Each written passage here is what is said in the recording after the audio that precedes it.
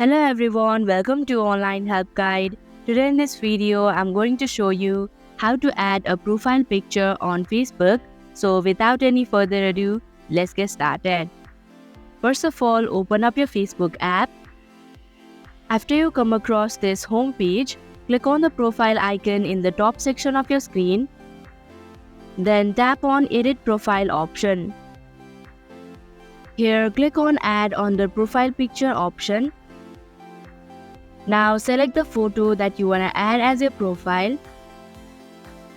Here, if you click on Make Temporary option, you can select the time up to which you want to add this as your profile.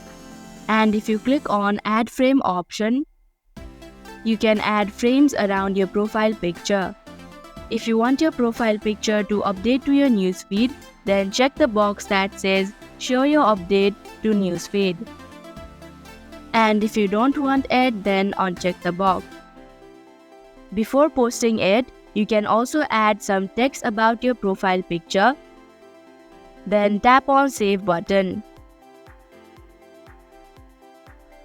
Go back to your profile page. And here you can see that your profile picture has been updated. And that is how you can add profile picture on Facebook. Thank you for watching Online Help Guide.